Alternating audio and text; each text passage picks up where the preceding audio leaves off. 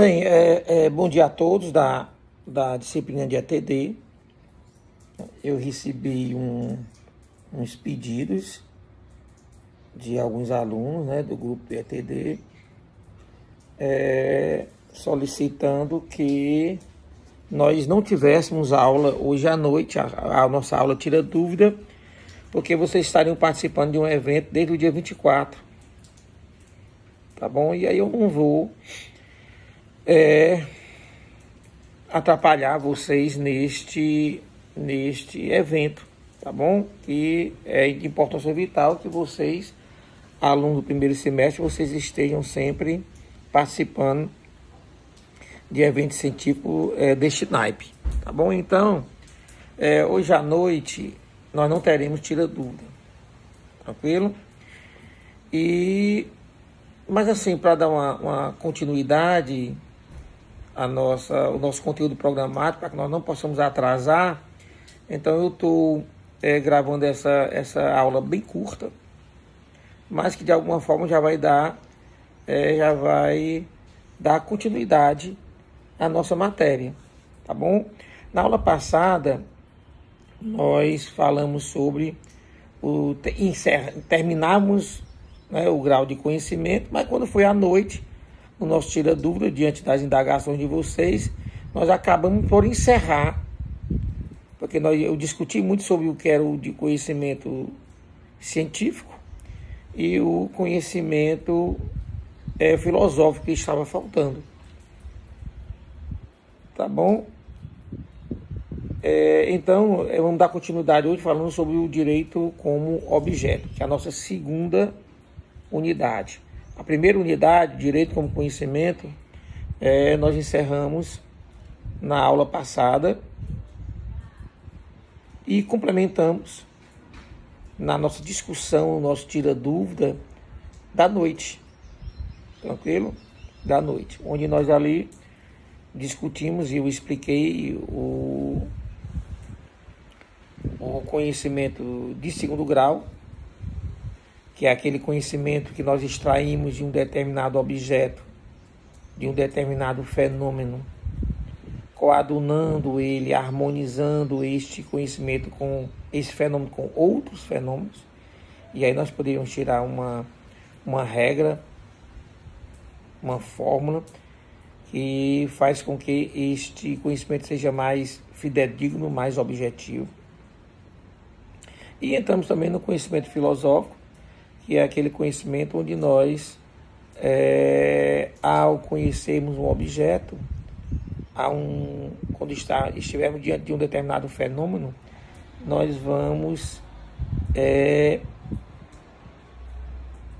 coadunar, né, harmonizar este novo conhecimento com tudo que nós já conhecemos. Daí porque o conhecimento filosófico ele é bem mais genérico, bem mais abstrato, porque nós iríamos, de certa forma, conhecer sobre todos os outros aspectos que nós já acumulamos, né, como conhecimento, tá bom? Eu dei até o exemplo lá do quadro para vocês no dia da discussão, tá certo? Então pronto. Hoje nós vamos começar o conhecimento como objeto, tá bom? E antes de tudo, obviamente, nós devemos saber ou conhecer ou ter o conceito do que seja objeto, tá certo? Uma pequena observação antes de nós tratarmos sobre o conhecimento sobre o que seja objeto. Na relação cognitiva, ele é um dos polos. Vocês se lembram? Na relação cognitiva que nós estudamos, de um lado está o ser cognoscente, do outro lado está o objeto. Dessa relação, tá bom? Se extrai o conhecimento. Tranquilo? Então pronto. Então o objeto é o outro polo. É o outro lado da relação. Então o objeto, a palavra objeto, vem do latim, né? Ou dos dois termos latim, objectum, tá bom? Ob, à frente. Jecto, projetar, jogar. Então, se nós partirmos da etimologia da palavra objeto, nós já podemos já ter um conceito. E o conceito de objeto seria tudo aquilo que é posto à frente, que é lançado à frente de alguém para ser conhecido. Se nós partirmos desse conceito, tudo que está à nossa frente é objeto. Tudo. Então, a quantidade de objetos que podem ser, que podem ser conhecidos, que estão sendo conhecidos, esse número de objetos, ele é infinito, é incalculável, porque tudo é objeto, tá certo? Tudo é objeto. Qualquer fenômeno, qualquer coisa material ou abstrata, qualquer coisa que esteja apenas nos planos das ideias, coisas que não existem, podem ser conhecidas. Tá bom? Pessoal, mas quer dizer que eu posso estar diante de um fenômeno, de um objeto que não existe. Tá certo? E eu posso conhecer esse objeto? Sim, é isso que eu estou dizendo. Tá bom? Às vezes nem tudo que nós enxergamos existe. E tem certas coisas que nós não experimentamos. Através dos nossos 5 sentidos. Né? A visão, o olfato, o paladar, a audição e o tato. Nós não vamos experimentá-los dessa forma, mas nós vamos conseguir experimentá-los de outra forma. Porque está em um campo, da não existência empírica. Não está. Se eu for dar um exemplo, é bem simples. Hoje à noite, quando vocês tiverem a chance, vocês saiam de casa e olhem para o céu. Tá bom? Se não existirem nuvens, se o céu estiver claro, vocês vão enxergar estrelas. E aí eu lamento informar vocês que 90% dessas estrelas que vocês estão enxergando já não existem mais. O que vocês estão vendo são os resquícios ainda da luminosidade dela, que ainda está chegando aqui, mas elas já não existem mais. Tá bom? Já não existem mais. Então, tá aí o exemplo de algo, de um objeto, né, de um fenômeno que você está vendo, né? Você está sentindo através da sua visão. No entanto, não mais existe. Tranquilo? Tá certo? Outra observação importante sobre os objetos é que é sobre esses objetos que nós vamos ajuizar. É sobre esses objetos que nós vamos, de alguma forma, intelectualizar. Tá bom? Ou emitir juízos. O que são juízos? Juízos são atos do intelecto. Tá bom? São atos cognitivos, né, daquele que conhece, que vai tratar ou da existência ou da predicação sobre o objeto. Então, são atos do intelecto que tratam da existência ou da predicação dos objetos. E, partindo deste princípio, bom, nós chamamos esses atos de intelecto de juízos, e esses juízos, eles podem ser juízos de existência, quando tratar da existência do objeto, quando tratar de caracteres factuais desse objeto, e contra fatos não se discute. E serão também denominados de juízos de valor, aqueles juízos emitidos ou extraídos de predicações do ser cognoscente. E aí eu posso estar diante de um objeto, tá certo? Esse objeto eu posso emitir juízos factuais ou juízos de existência que ninguém vai discutir. Por exemplo, essa blusa que eu estou usando, tá bom? Qual é a cor predominante dela? Tranquilo? E a cor predominante seria a cor um cinza, né? Um cinza escuro, digamos assim. É a cor predominante. Alguém vai dizer que a cor predominante é a cor vermelha? Ou é a cor azul? Tá bom? Ou é a cor branca? Ninguém vai dizer isso. Por quê? Porque eu estou emitindo um juízo de existência, tá bom? De existência. Se eu tocar nela, se você tocar nela, você vai ver que ela é de malha, tá bom? Uma malha fina. Eu posso dizer que ela é um tecido do tipo seda. Se você observar, você vai ver que não é. Através da sua experiência, do seu conhecimento, você emite esse juízo. E é juízo de existência, ela é uma malha fina, não é uma seda, não é um linho, tá bom? E aí, nesse caso, eu estou emitindo juízos de existência. Agora, eu observando essa blusa, essa minha camiseta, né?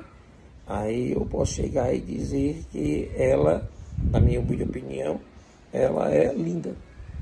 E aí, quando eu estou dizendo isso, né, quando eu estou emitindo esse juízo já não é mais um juízo de existência, não é um juízo factual, tá bom? Não é um caráter objetivo da camisa, não é. É algo subjetivo. É algo que não está no plano dos fatos apenas, tá bom? Extrapola os planos dos fatos. Essa camisa de malha, ela posta à minha frente, diante de tudo que eu tenho de experiência e de conhecimento, eu extraio um juízo, e esse juízo é um juízo de valor. Para alguns que estão vendo essa blusa, talvez não achem bonita, e talvez até dissesse, eu não usaria nunca uma camiseta dessa. Essa camiseta do professor Vasconcelos é horrível, não gosto dessa camiseta, tá vendo? O não gostar, tá bom? Juízos de beldade e de feiura, juízos de bondade e maldade, né? Do que é bem, do que é mal, enfim. Aí nós estaremos no plano dos juízos de valor. Então, resultado dessa classificação dos juízos é que nós podemos concluir que os juízos de existências não são discutíveis, tá bom? Eles são indiscutíveis. Já os juízos de valor, esses sim, são discutíveis, tá certo? Esses juízos de existência e juízes de valor, principalmente os juízes de valor, eles é que vão denotar, né, a diferença de conhecimento entre seres cognoscentes sobre o mesmo objeto, bom? Sobre o mesmo objeto. E isso é muito importante para o direito. Por que é importante para o direito, professor? Porque diante de determinados fenômenos sociais,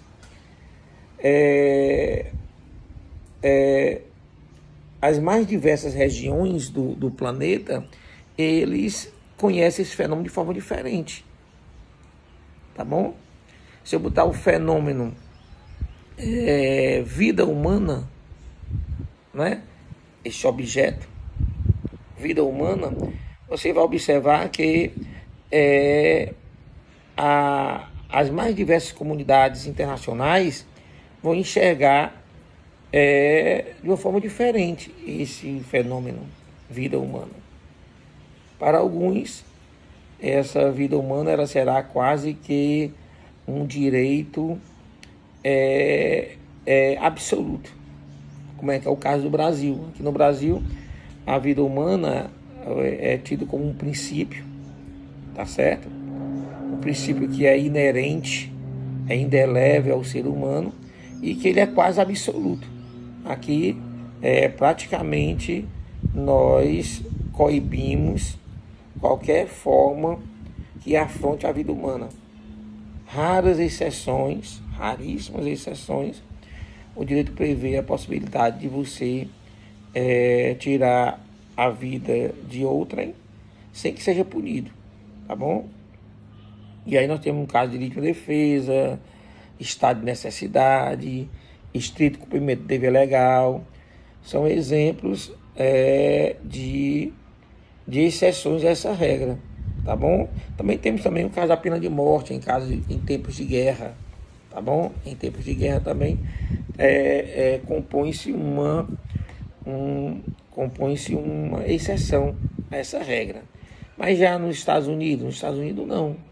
Nos Estados Unidos nós temos ali a pena capital em diversos de seus estados presentes. Na China, muito presente na China. Muito presente na China. O Japão também tem a possibilidade de pena de morte como uma sanção penal. E aí vai, né? Os países ali, muitos países africanos, muitos países do Oriente Médio, tá bom? Aqui no Brasil, a integridade física, outro fenômeno. A integridade física aqui no Brasil, ela é feita, ela é também um princípio, né? Um princípio que está inerente ao ser humano também é quase absoluto. E outros países não. Em outros países a punição vai ser realmente às vezes a manietação, quer dizer, a manietação, que seria manietar uma pessoa ou cortar o pulso dela, daquela pessoa que furta, tá bom? Sei lá, às vezes tem mais variados tipos de punição que, de certa forma, açoites, né? Apedrejamento, que às vezes não vai causar morte, mas pode ser só por punição. Então, aqui no Brasil não tem. Daí a importância de nós sabermos, né, que diante de determinados objetos, ou diante de um mesmo objeto, os seres cognoscentes podem conhecer de forma diversa. Daí a importância para o direito. Tá bom? Se eu pegar um fenômeno, maioridade penal, Maria, discutido demais hoje, tal, aquela coisa toda. Mas o Brasil, a nossa maioridade penal é de 18 anos. No Paraguai, 14. Em alguns países da América Central, 21. Alguns países europeus, 10 anos de idade. A pessoa já é punida. Tranquilo? Aí, professor, quem está certo, quem está errado? Aí vamos lá, o certo e o errado, tá certo? Eles são juízos de valores, tá bom? São juízos de valores. E aí o que às vezes é certo para o brasileiro, que a maioridade penal é de 18 anos, para outros países na Europa, eles acham correto que uma criança de 8 anos ou 9 anos de idade, ela possa sim receber uma punição, né, na seara penal bem mais grave. Viu aí a diferença? Isso é importante para o direito também, porque essa característica do ser humano de conhecer diferente o mesmo objeto vai se retratar no direito, já que o direito ele é uma ciência social, é uma ciência que estuda, que tem como objeto de estudo o comportamento humano, e o comportamento humano diante o comportamento humano, diante de determinados seres cognoscentes, eles podem ser vistos como certo ou errado. Um pai que castiga o seu filho por ele ter feito uma traquinagem, digamos assim, né? Para alguns, por exemplo, umas palmadas, por exemplo, na bunda dessa criança, para alguns isso tá bom? Isso não é correto. Isso é um abuso, isso afronta a dignidade da criança. Para outros não, tá bom? Para outros não. O que eu posso dizer é que no Brasil nós temos a lei da palmada, e que se porventura o pai vier exacerbar na forma de castigar, tá bom? De uma forma que venha realmente, comprovadamente, afrontar a integridade física, moral dessa criança, aqui no Brasil é assim. Hoje, né? Na minha época não. Cansei de apanhar do meu pai, tá bom? Aqui em casa, na minha casa, na casa do papai, na minha casa não, né?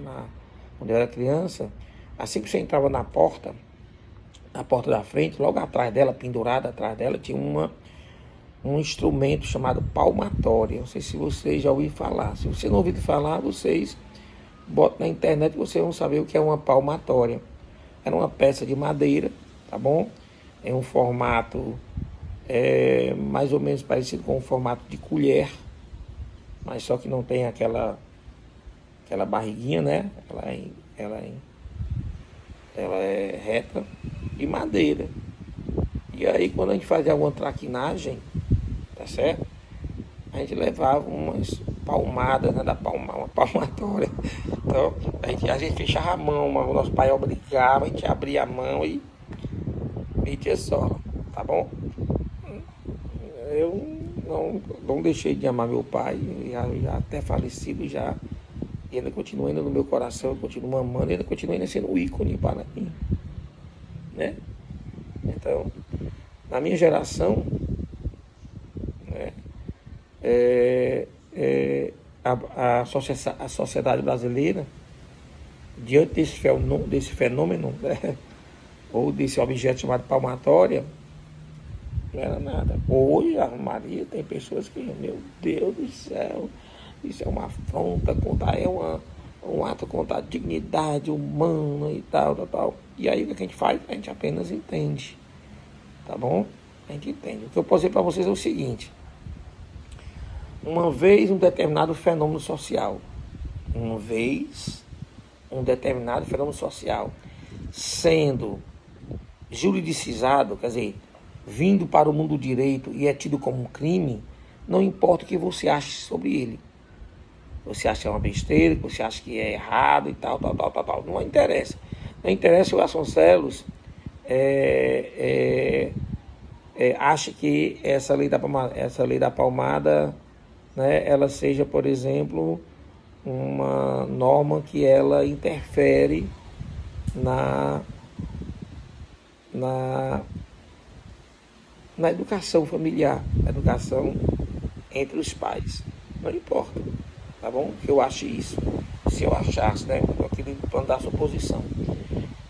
Não importa. O que importa é que hoje é sim, tá bom? Esse comportamento de você abusar do seu direito, quer dizer, o pai, ele tem o direito sim de orientar e de corrigir seus filhos menores de idade, tá bom? Ele tem sim esse direito. O que ele não pode é afrontar, o que ele não pode é abusar. E se ele abusar desse direito, ele vai sim incorrer nessa lei, a lei da palmada, tranquilo? Entenderam a importância do objeto na relação cognitiva?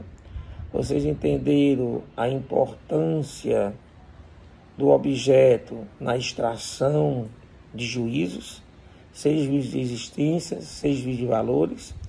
Vocês entenderam a importância da percepção dos juízos de valores e dos juízos de existência junto ao direito? Por isso que nós não podemos exigir que um determinado país, tá bom, respeite as nossas leis, tá bom? Não pode. O que ele pode exigir é que todo e qualquer estrangeiro que esteja em território brasileiro, ele deverá sim respeitar as leis brasileiras. Em alguns países do Oriente Médio, a mulher ela é tida como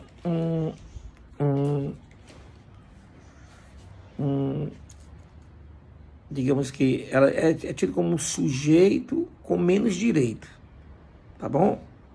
Então, elas são, em alguns momentos, consideradas inferiores aos homens, tá certo? Inferiores aos homens. E aí, ela pode sofrer alguns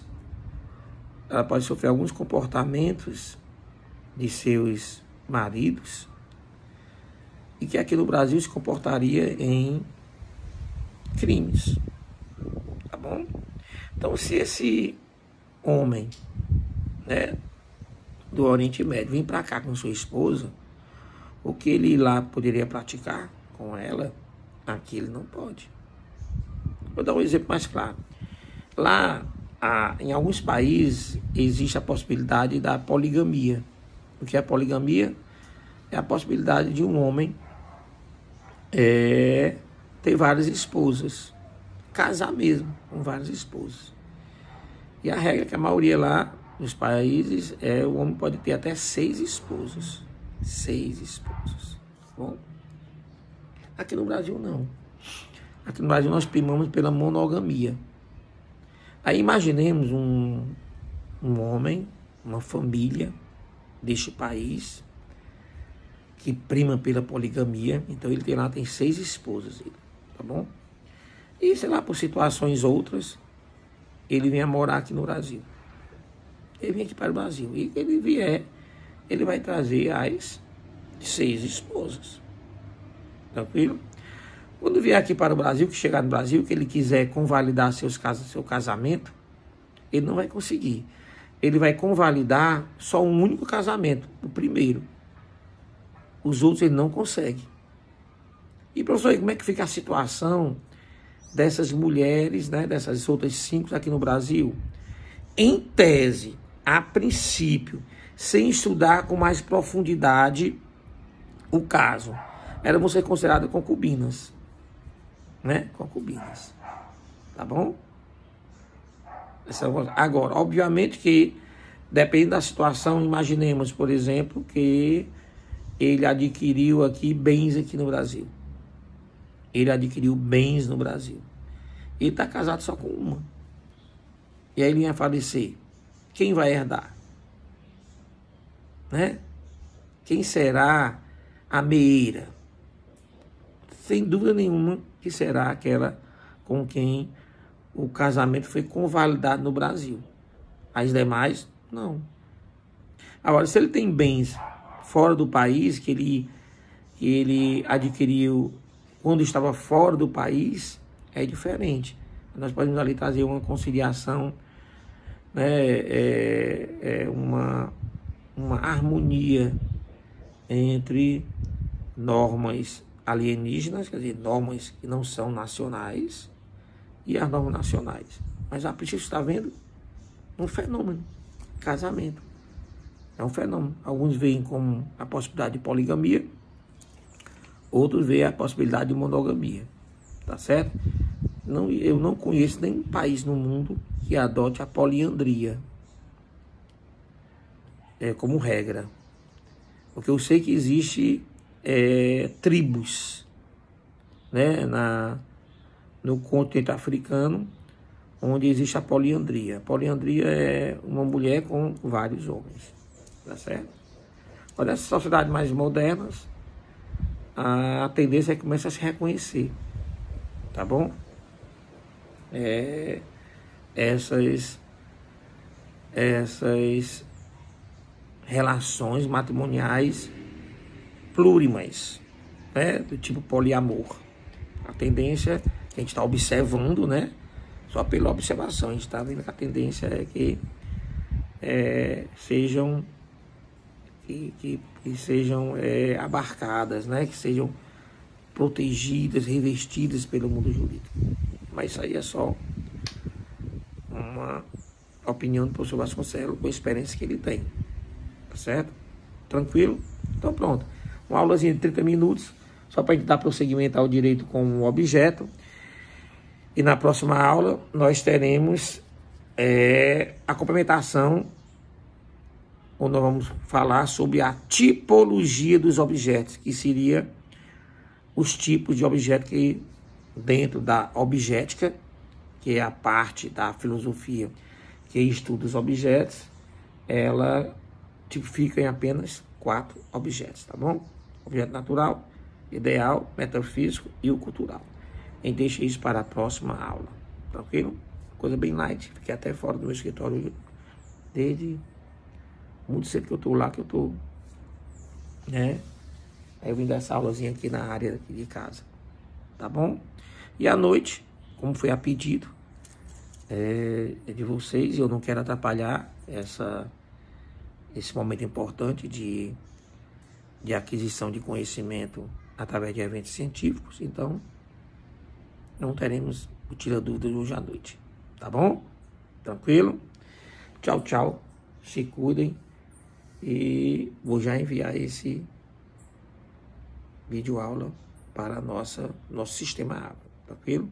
E aí eu mando através do e-mail a confirmação dessas informações mais de cunho acadêmico, né? Sobre a não ter aula no Tira Dúvida, não ter aula de Tira Dúvida hoje à noite. Tchau, tchau. Se cuidem.